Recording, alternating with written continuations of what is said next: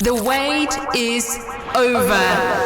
98.5 Speed FM. Catch us if you can. You get business, you get organization.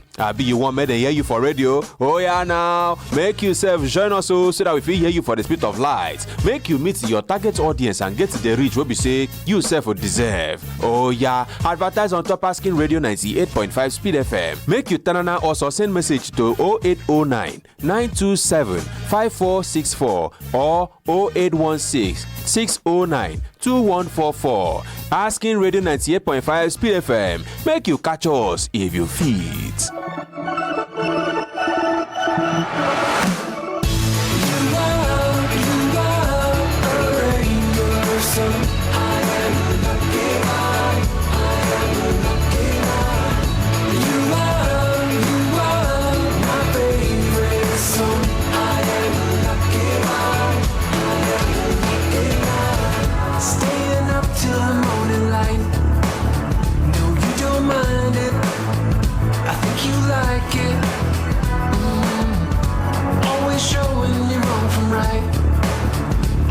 You guide me, just stay beside me. Oh, nobody wants to go it alone, and I just wanna stay here with you. You are a rainbow, so I am a lucky one. I am a lucky one. You are my favorite song.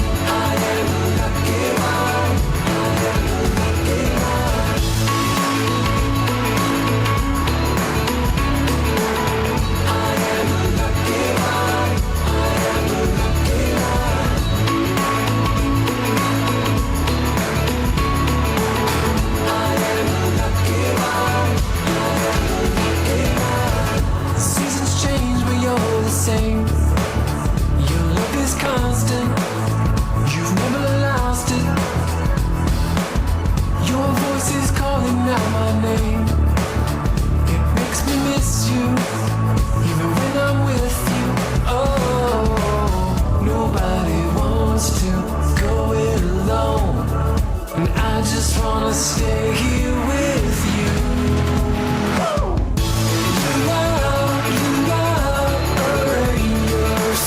I am a lucky one. I am a lucky one. You are my favorite song. I am a lucky one. I am a lucky one. I am a lucky one. I am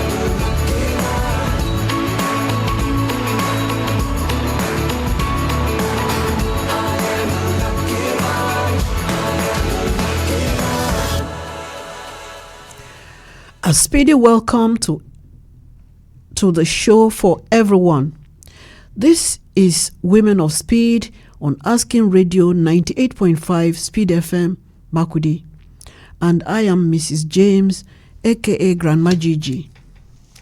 Sorry, I could not make it to the show last week, but I'm here this week to tell us a story that will inspire you. For that is what we do. We tell stories that inspire you on this show. Today, I have the privilege to meet a very young and talented lady to tell us her story. She will introduce herself very soon, and I'm sure her story will inspire you. She's young, but she has gone through so much. She is determined and prayerful. She is here today to tell us all about it. And it all began from her birth, which was a miracle, to her struggles to make it to where she is today. So, my young lady, can we meet you? Tell us your name. Okay, thank you so much for this opportunity. I am Emmanuella Shihen Tahav. I'm a veterinary doctor. That's interesting. So, growing up, you must have aspired to be something, isn't it? We Yes. all do at that Yes. age. So what did you want to be growing up? Growing up, I actually wanted to be an accountant. I admired them a lot, how they looked very corporate, and I loved the numbers. So I wanted to be an accountant. Okay, everybody loves money, isn't it? Yes. Even if you don't have in your pocket, it's always interesting counting it. Exactly. If you don't have, you can count for others. So you wanted to be an accountant, but are you an accountant today? No, the dream didn't come to pass. What happened? Okay, so while in secondary school, I actually wanted to go into the commercial class. But in St. Joseph Secondary School then, there was no commercial class. And we just had the science and the art class. So eventually I changed my mind, saying that I can't pursue my dream without the commercial class. So I moved to the science class. Okay. So you went into the science class. And growing up, you wanted to be an accountant. Did your parents know you wanted to be an accountant? No, then I didn't really express my dream so much, so they didn't really know. Okay. Yes, it was more something I was nurturing within me, because I actually loved how the accountants, they dressed corporate, comes to the bank, they're always smiling at you. But your dad is not an accountant. So how did you get to know how accountants look like? No, watching the news, going to the bank, and I was so good in mathematics. Okay. So and business studies, yes. Okay. So I loved the numbers, I loved the calculation and everything. So it really gave me that aspiration. To be one. Yes. And so you changed your course because there was no commercial subjects offered in your school. Yes. So you changed to sciences. Yes. So eventually what happened after graduating from secondary school? Okay, so while I changed to the sciences, I was still kind of confused on what I really wanted to be. But then, through that period, my parents loved animals a lot, so they reared them a lot at home. Goats, poultry, and every other animal. So through that period where I was trying to get into the university, I saw that most of these animals, especially the birds, they were having one disease or the other. And there was an experience that happened that really changed my mind. We had a pregnant goat, and it had dystocia. Now you are telling us this experience that led you to read the course you eventually read. Yes. Okay, so go ahead. So it had dystocia, it had difficulty in giving birth. And I could see the pain in the animal, and eventually it died because it couldn't give birth, despite all the things that we did to ensure that it gave birth. And I had so much compassion on this animal. I was like, isn't there something I can do to help this animal? And that was when someone spoke about the course veterinary medicine to me. And I did a little research, and I saw that, so if I can study this course, I can not only save the lives of animals in my house, I can save the lives of animals all around the world. Wow. Once I'm successful in that course. And another thing that also made me to choose veterinary medicine, when I did the research, I heard a lot of stories that it was difficult. Many ladies were not given admission. And I was like, okay, if it's difficult, I can do it. You were determined. Yes, I was determined. And very few ladies were given admission then. I applied and I got the admission, and I was like, okay, if those ladies that are there can do it, I can do it too. Can you? Wow. So if you eventually went to which of the universities? Okay, I went to Joseph Sawan Taka University, Makurdi. Okay. Formerly known as University of Agriculture, Makurdi. Okay. And so you spent 4 years? No. The duration of the course is 6 years, but I eventually spent 8 years while studying veterinary medicine there. So we'll go on break now, and when we come back, she will tell us more on what happened. Why did she spend 8 years instead of 6 years? Hello, my Cudi. Asking Radio is here. Tell everyone you know. The wait is over. 98.5 Speed FM. Catch us if you can. This is Asking Radio 98.5 FM. Welcome back. So before we went on that short break, we were talking about you going to the university to read veterinary medicine. Okay, and you spent 8 years instead of 6 years. Can you tell us what happened? Why did you spend 8 years? Okay, so during my stay in the university, during the course of study, we had a lot of strikes that you could summarily say you spent 1 year extra because of the strikes. Okay. But then in my 400 level, I had a major setback and experience.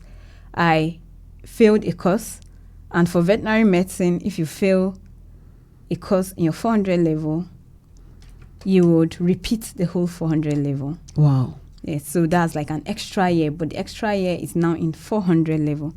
So I failed 3 of those courses, and I had to stay back while my mates went forward. But it was an experience that I learned from a lot, and I'm glad that I went through that process because it shaped me and it gave me an understanding of what failure looks like. And through that, I was able to use that failure to climb the ladder. Wow. So sometimes some of our children chicken out. When you say you have to repeat a whole year, you find them banging their heads. They want to do this, they want to do that. I know of one who had to even leave the school. Instead of going back to repeat, he was too proud to do that. But you did. And you learned something from it. Yes, ma'am. So, listeners, are you inspired? The determined young lady, even though she had to repeat a full year, she was determined to do it and get it right. So, you graduated and went for service, and now you are back. Yes, ma'am. But I also learned something. Your birth. I learned that your birth was a miracle. Why was it a miracle? Do you know? Yes, ma'am. So at every point, my dad has the opportunity to tell my story. He always talks about my birth experience, how it was a miracle. So I was not there, but I always hear it, so it has become a part of me. So while my mom was pregnant I'm a twin with a boy. Oh, that's interesting. Yes. So and your twin is alive? Yes, he's alive. I hope he's listening to this story. Yes, he's sure listening. Okay, so while my mom was pregnant, the tummy was big. At that time, there was no scanning. And from what my dad told me, even if there was an opportunity for them to do the scan, there was no means because he didn't have the finances then. So while she went to give birth, they discovered that it was just one baby that came out. And when they told my dad, he said no, that God promised him 2 children and they should check very well. So while they checked, they discovered that I came out still inside the amniotic sac along with the placenta. So when they saw it, they thought that it was just the placenta. But they checked and they tore the sac and they saw me in there. But still, they thought I was dead. But my dad told them right from outside, because he was communicating with them, that no, God did not promise him a dead child. So he kept praying and praying for me and the whole process. And eventually, I was alive. But my brother was actually very big and I was very tiny. So it was just the grace of God. If not, I would have been thrown away along with the placenta and everything. Wow, that's interesting. And so you survived by the grace of God. By the grace of God. Your father was determined to have his 2 children. Yes. And you were determined to survive. Yes. And so you didn't die in that sack.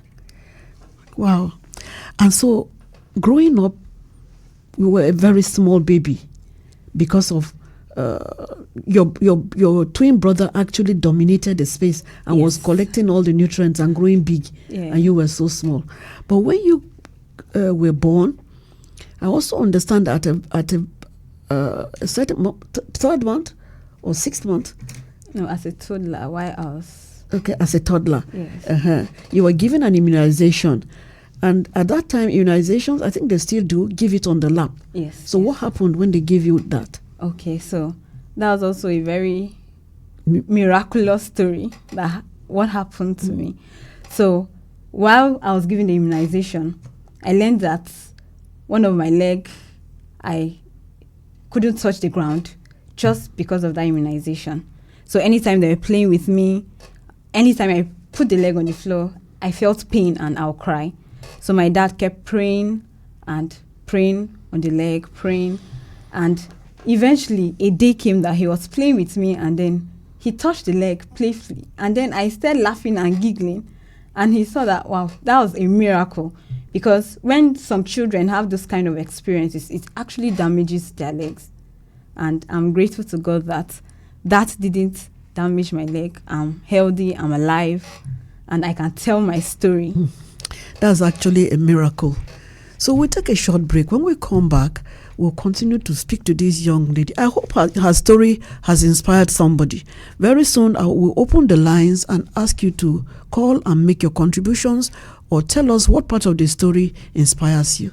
So let's go on a small break.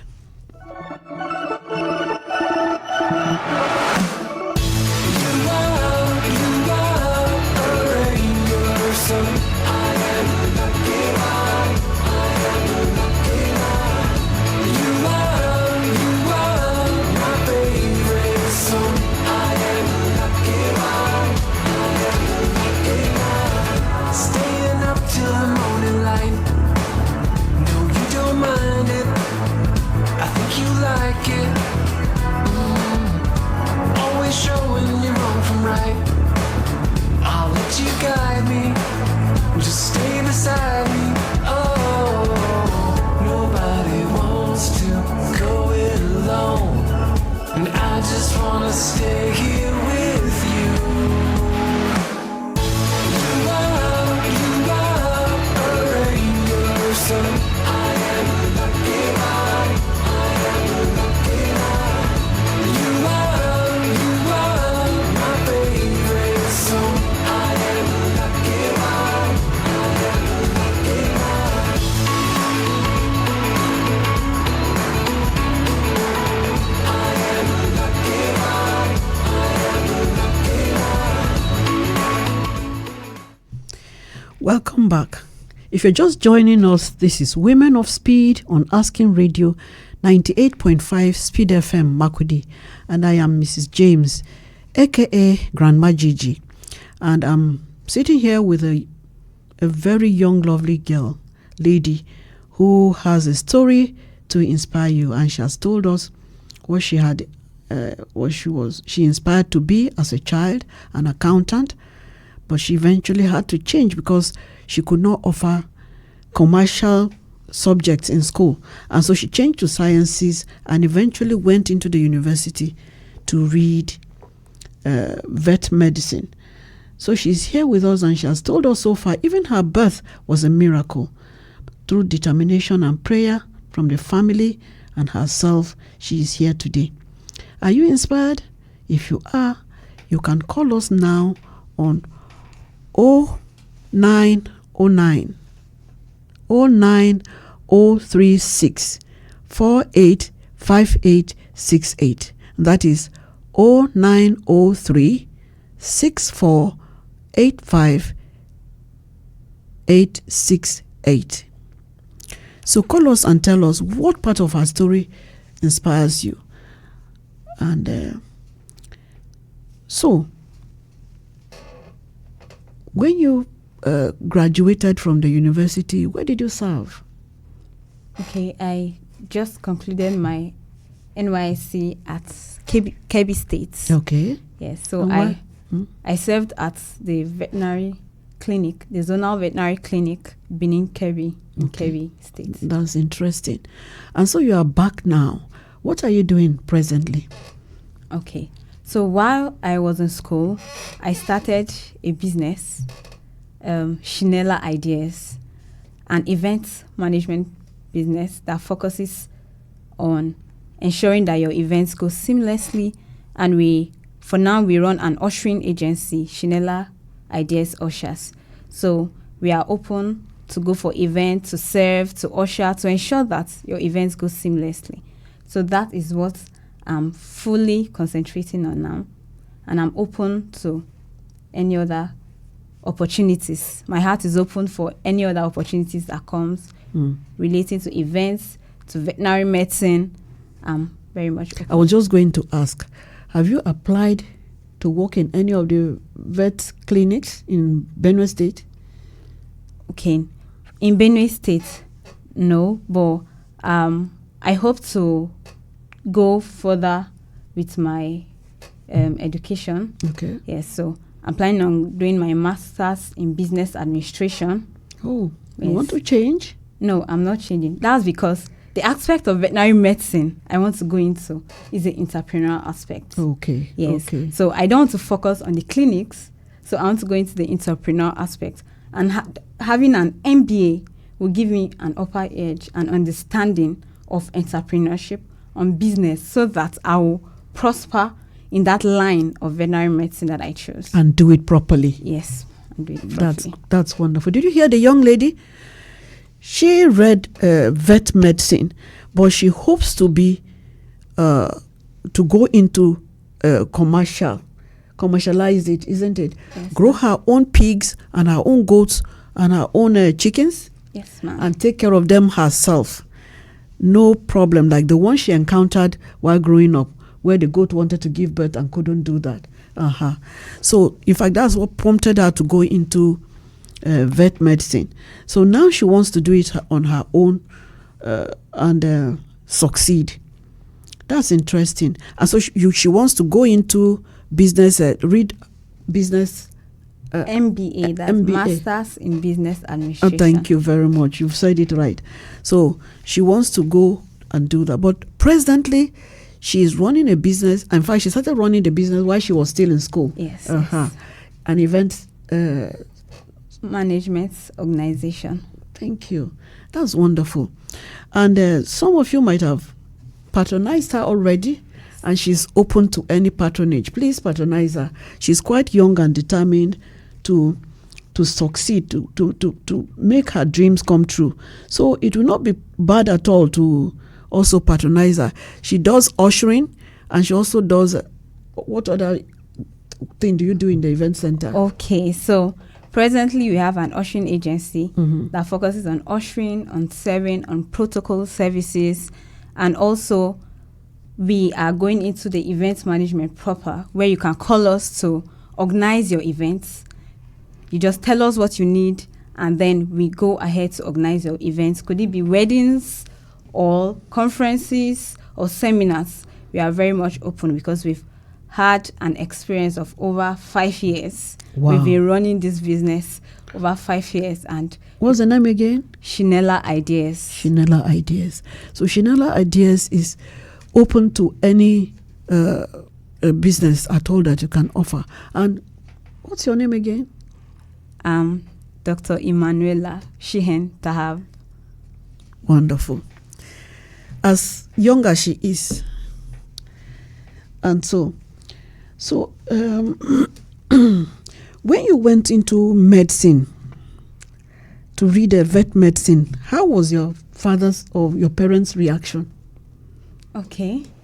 So I think the first question he asked me was, why not going to human medicine? And I was like, no.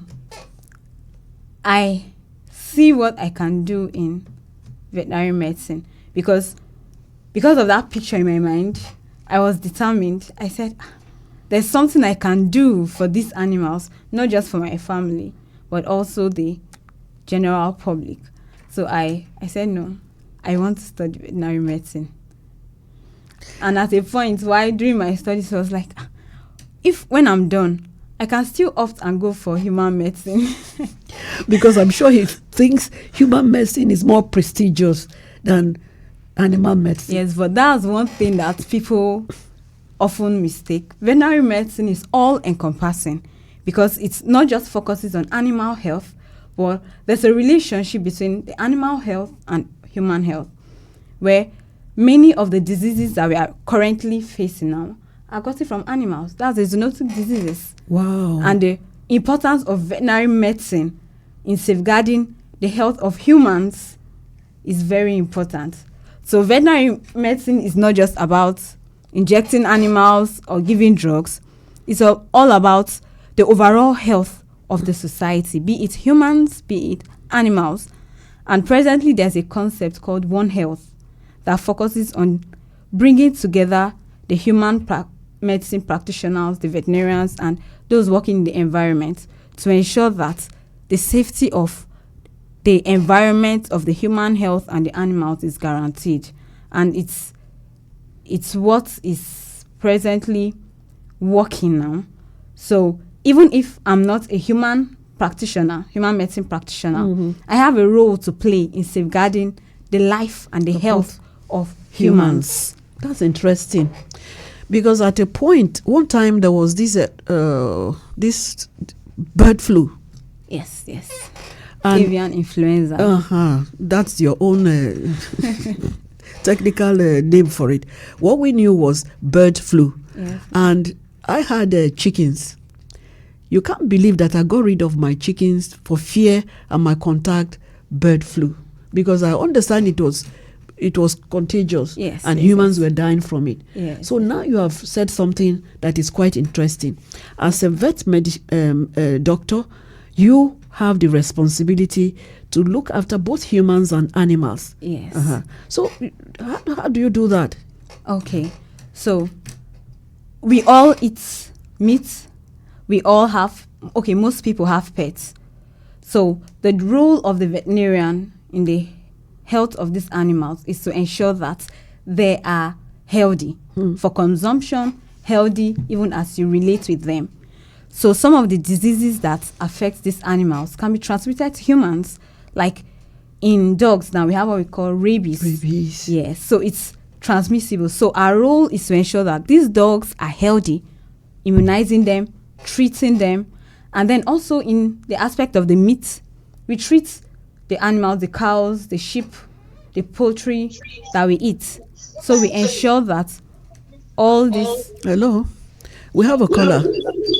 Please move away from your radio. Stay away from your radio. Keep away from the radio. Tell us what's your name and where you are calling from. My name is Tahav Samuel, and I'm calling from North Bank, Makodi. Okay, so Tahav Samuel. Ma. Are you inspired? Yes, I'm inspired. So tell us what... This story inspired me so much, especially the part that my grandpa, Tahav Jighjigh, was praying for my auntie, Dr. Emmanuella. Shihen, Tahav. That's wonderful. So thank you very much, Samuel. At least you listened and you were inspired. So that shows that you should be prayerful, isn't it? Yes, ma'am. And be determined in whatever you aspire to be, isn't it? Yes. Thank you very much. So Samuel called from North Bank to tell us what inspired him. Are you inspired? Please call us on 09036485868. That is 09036485868. I am Mrs. James, aka GrandMa Jighjigh, and I'm here with Shihen Tahav, a veterinary doctor. So, Dr. Shihen, you were explaining to us the relationship. Hello. Good afternoon. This is Asking Radio. Yes. Tell us where you're calling from, your name and where you're calling from. My name is Tahav. I'm calling from Emmanuella in Makodi. Okay, Yope. So tell us what has inspired you. You know, what inspires me in her story is that she is a young lady that believes in God. Okay.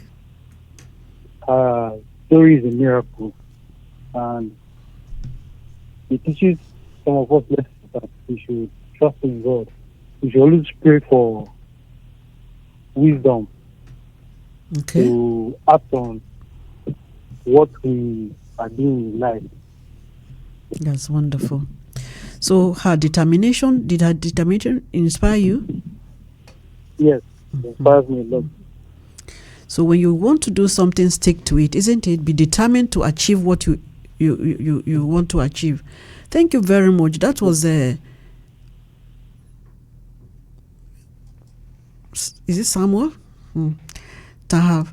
Thank you very much. So, Okay. So I was saying that we ensure that the animals are healthy for consumption by the humans, or even as the humans relate with them. Because we had cases of Ebola virus, which is also gotten from animals. The avian influenza you're talking about, swine influenza, that's from eating pigs. And so we have a lot of these zoonotic diseases that if the animals are not well taken care of, we could transmit it and it could be very deadly to humans. So the role of veterinarians is very important to the society. We don't only inject chickens. Animals. Yes, we are there to also safeguard your health, even as you consume these animals or you relate with them even. Thank you very much. So the swine, what did you call it? Swine influenza. Swine influenza. Do you think our pigs, because I like eating pork, can I go ahead and continue eating pork? No, of course you can. Swine influenza is a very deadly disease. So once it affects a farm, it can wipe the farm off in minutes. Wow. Yeah. So are we free from swine influenza? Okay, for now there's no outbreak, so we are free. Hello, we have a caller. Hello, good afternoon. This is Women of Speed on Asking Radio 98.5 Speed FM. Yes. Can you tell us your name and where you're calling from? My name is Mercy. Mercy. Calling from North Bank. Okay, Mercy is calling from North Bank. So have you been inspired by Dr. Shihen's story? Emmanuella Shihen. Okay. Were you inspired? Yes, very, very well. Okay. So what part of her story inspires you? You say? What part of her story has inspired you? A veterinary place. Okay. You want to be a veterinary doctor too?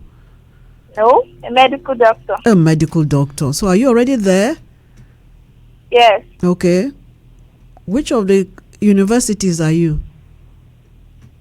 I'm not there yet. Oh. But you are aspiring to be. So she was determined to be a vet doctor and you are determined to be a human doctor. Yes. Okay. So all the best. Thank you for calling. So Dr. Shihen Emmanuella. Yes. Yeah. So you were explaining something to me. Okay. So the swine influenza. For now, there's no outbreak. But what we can do as farmers, those that have the pigs and all, is to ensure that there is they keep the animals, yes, and then there's sanitation. The sanitation is very you don't just allow anybody to enter into your farm. Okay. And so those are some of the measures, the safety measures to ensure that the swine influenza does not come into your farm. Okay. That's wonderful to hear. And in the family now, does do your parents support your business?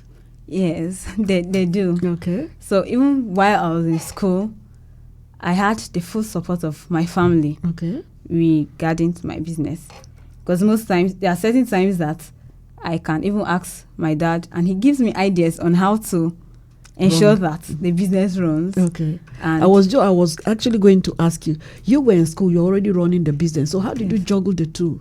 Okay. So amazingly, for the events business, while I was in school, it was mostly weekends. Okay. So we had events Saturday, Sunday, and I had a team I was working with. So during the weekdays was for academics, and the weekends, when we have an event, we go for the event. Are you sure that didn't affect your 400 level results? No. Eventually, that was not really the reason. Okay. Yes. Okay. So, and your dad, you said? Yes. Actually supports you, giving you ideas. And even up till now, he still supports me. He's actually very proud of me. Wonderful to hear. Who wouldn't be with your determination and your ready to learn and eager to to carry on your determination, what you are determined to do. So, how about your mom? Okay, yes, my mom, she's also been very, very supportive. So there are certain times that I need motivation, I need answers, because while doing veterinary medicine, while doing the business, when it got difficult, you have to put a call across, and she was always there. She was always praying for me and giving me every support that I needed, even financially, because there's sometimes that the business was not moving. There's sometimes that I didn't have any money, and I'll just put a call across, and she supports with the finances, with our prayers, with advice, and it's been an amazing, amazing journey. And your twin brother, how does he look at everything you are doing? What did he study? Okay, he actually studied electrical engineering from Futmina. Okay. Yes. Okay. Does he support your idea, your business idea? I'll call him my major partner, because we run this together. Because he's like my right-hand man. Okay, yes, that's wonderful to hear. So the whole family is in support of what you are doing. Yes. So if we want to get in contact with you, okay, you will tell us where you are, where your office is, and your office number, in case somebody wants to get there. So if you're just joining us, this is Women of Speed on Asking Radio 98.5 Speed FM Makudi, and I am Mrs. James, aka GrandMa Jighjigh, and we bring stories to inspire you. And this afternoon we are talking to Dr. Shihen Emmanuella Tahav, and she is a very determined young lady who has aspired at one time to be an accountant, but unfortunately she had to change because her school never offered commercial subjects, and so she had to change to science. And eventually, through an accident with the animals the parents were rearing in her home, she became a vet doctor. And presently she has finished serving, but she has a business on the side, and that is Shinella Ideas. So Shinella Ideas offers 2 types of services. If you want ushers during an occasion, she is ready to provide very well-trained ushers. And if you want, the other one is events management. Thank you. So she does that very well too. And she says she's been doing that for 5 years. Can you imagine that? A student and a businesswoman, and she actually did it right. So, growing up as a twin, were you mischievous? Because twins are always mischievous. Okay, I get that a lot. Well, I think for us, we were not mischievous. Just that my brother was the loud one, while I was the quiet one. Okay. Yes. But we're not. Most times people ask us that they learned that twins were witches. But for us, old wives' tales. Yes, we were not mischievous. Okay. And you were not. You didn't play pranks on your parents or your siblings. No. We didn't do that. Okay. That's good to hear, because why we admire twins is because of their pranks and their mischievous behaviors. Okay, I think for us, maybe because he's a boy, I'm a girl, okay. So that didn't happen. But I know of twins that are actually very mischievous. Yes, they play pranks a lot, especially identical. Yes. Same identical sex. Twins and same. Wonderful. So we've been talking to Dr. Shihen Emmanuella Tahav, a vet doctor and a determined one at that. And her aspiration right now is to further her education, get an MBA. And yes, ma'am. What does the deal want to do? Okay, get an MBA. Hello, we have a caller. Please move away from your radio. I've turned it off already. Okay, thank you very much. Good afternoon. May we know you? Who are you and where are you calling from? Okay, my name is David. I'm calling from Lowy Quarters in Makodi. Okay, David. So, Yeah. have you been inspired by Dr. Emmanuella's story? Yes, I have. Okay. In fact, I had a similar experience, and I'm happy that she is bold to come out to tell her story this way. Most people don't tell their story, especially when it comes to maybe failing or repeating a class. That's So true. that is the aspect that inspired me most. Okay. I had a similar experience that I repeated the class, but mine wasn't that I failed anyway. Okay. Mine was that when I got into SS1, Hmm. I was expected to wear a trouser, Hmm. and I didn't know that I was supposed to sew a trouser while I was preparing for the secondary school because I trained myself anyway. That Okay. is a story for another day. Wow. So I sewed only knickers. So when I got there, the principal said, "No, Dave, you must wear a trouser, otherwise in SS1 you cannot wear a short knicker." And I had to drop because I couldn't sew a trouser at that point. Hmm. So I wasted 1 year outside and prepared, sew trousers, and then went back. My classmates were ahead of me. Wow. Behold, I joined my younger ones and I finished with them. But to the glory of God, that inspired me so much that I was determined that, look, I will achieve You must much, much make more it. than that setback. That's wonderful. So I am actually inspired by Emmanuella's story. Thank you. And I want to encourage her to come join me. I am already an MBA holder. Did my Okay. MBA recently. That's So interesting. I want her to come and join and become an MBA holder. And I will advise that she major in entrepreneurial aspect of the MBA, which will help her so much in her business. Thank you. Thank you so much. Maybe one day we invite you to come here. We can actually entertain men of speed too, you know. Come and tell us your story so that it will inspire somebody. Thank you, David. So we've been talking to Dr. Emmanuella Tahav and a vet doctor and a determined young lady. And if you want to be as determined as her, work hard. So this is where we come to the end of the program. And Emmanuella? Okay. Thank you so much, Speed FM. Thank you. Thank you. VA for this opportunity to tell my story. And Yes. Grandma, I'm grateful for this opportunity. Thank you. We all owe our thanks to Asking Radio. The king himself makes it possible. And if there is a king, there must be a queen. And so we also greet Queen James. And we want to say thank you to Japheth, who is at the board, making sure the program runs smoothly.